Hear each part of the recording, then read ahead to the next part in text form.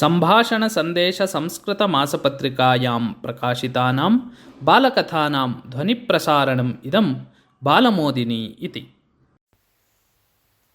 कदाचित् अक्बरबीरबलौ सम्भाषणरतौ आस्ताम्। सर्वाधिकं प्रियं वस्तु किम् इति अक्बरेण पृष्टः बीरबलः अवदत्। मधुरवचनानि एव सर्वाधिकप्रियाणि भवन्ति इति। मधुरवचनानि एव सर्वाधिकप्रियाणि भवन्ति इति। कथं तत्? विशाले जगति मनोहराणि वस्तूनि अनेकानि सन्ति। एवं स्थिते अपि मधुरवचनानि एव सर्वाधिकप्रियाणि कथं भवेयुः? सर्वथा असम्भवम् एतत्। किं भवान् स्वस्य कथनं सप्रमाणं समर्थयितुं शक्नुयात् इति अपृच्छत् अक्बरः। अस्तु, सप्रमाणमेव तदहं निरूपयिष्यामि। तदर्थं कश्चन कालः अपेक्ष्यते इति अवदत् बीरबलः। राजा एतत् अङ्गीकृतवान्। अथ एकदा बीरबलः राज्ञीं स्वगृहं प्रति भोजनाय निमन्त्रितवान्। राज्ञी ससन्तोषं बीरबलस्य गृहम् आगता। बीरबलः तस्यै अत्युत्कृष्टं भोजनं व्यवस्थापितवान्।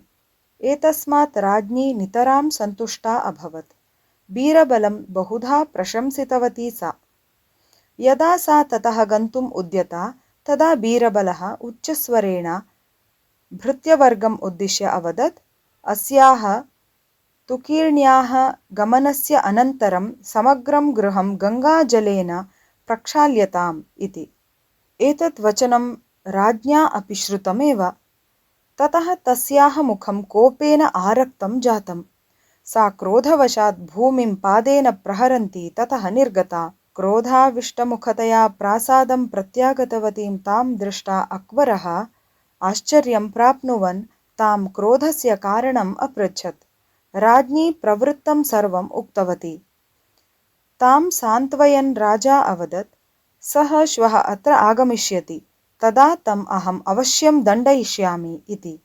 अनन्तरदिने बीरबलः यदा आस्थानम् आगतः तदा राजा असन्तोषेण एवम् अपृच्छत्, ह्यः राजमहिषीं गृहं प्रति निमन्त्र्य तुकीर्णी इति निर्दिशन् भवान् ताम् अपमानितवान् इति मया श्रुतम्।